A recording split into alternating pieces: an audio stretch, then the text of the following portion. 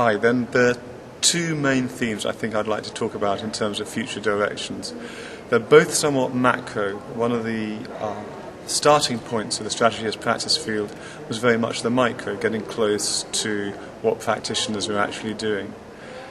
As the field has developed, we grow a greater appreciation of the notion of social or societal practices which extend beyond particular organisations and particular contexts. And from that appreciation of these wider social practices, I think we can deduce these two new directions. And the first I want to talk about is thinking about strategy as practice across different social or national contexts. And the second theme, I think, which comes from that is the notion of strategy as a field, or as an industry, or as a profession. So let me start with the different societal, national contexts. So strategy, we're here in Boston today at the Academy of Management. Strategy really was born in Boston with people like Kenneth Andrews, Alfred Chandler, and later, of course, Michael Porter.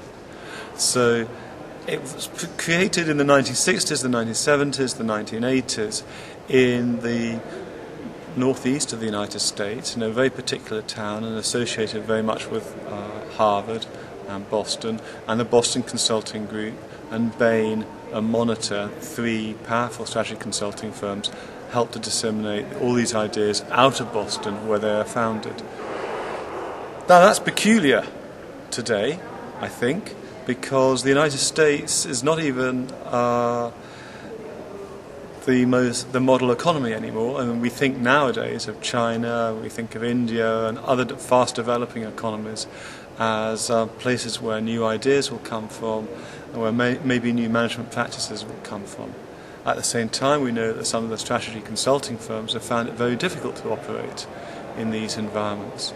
So the research issue here, I think, is when we think about strategy as a social practice, to what extent is that practice situated in a particular context, the United States experience? And therefore, to what extent is that relevant in these new, increasingly important contexts such as China, India, and other parts of the world, where ownership is very different, where the business school culture is very different, where the leading strategy consultants have a weaker presence, and the business schools are still relatively new in many cases, or at least only recently orientating towards North American models of scholarship. So the research question, I think, then is to what extent are strategy practices transferable into these new national contexts, where ownership might be much more state ownership, or ownership might be very much more family-based, rather than the professionally managed, diffusely owned corporations of 1960s and 1970s America. So that's the first question. How is strategy as a practice being transferred and then translated into these new contexts? And the second question, I think, then, is also a macro one, and it's also to do with the practice of strategy as seen as a larger institution. And I think it might be summed up about thinking about the notion of strategy as a profession, which is made up of practitioners. And I'm thinking particularly about the full-time practitioners, the strategy consultants, the strategic planners, or the chief strategy officers, the strategy directors, the strategy analysts, who work at strategy more or less full-time within their employers, whether it's a consulting firm or a large conventional corporation. So I'm interested in how that profession has grown and developed, both within the American context, within the European context, and more widely. And when we think of strategy as a profession, we might immediately think, hang on, is it really a profession like medicine or law or even accounting? And I think that's the interesting question. Most people would say that strategy is quite a weak profession by comparison with medicine or law. And that, as a response, is possibly not to dismiss the question altogether. Strategy isn't a profession at all, but rather to raise the research questions which come from that. In what respects is strategy a profession, or why is it not quite as strong as the others? Or why is it organised in different ways? Why are the professional bodies of strategy not as strong as, say, medicine or accounting?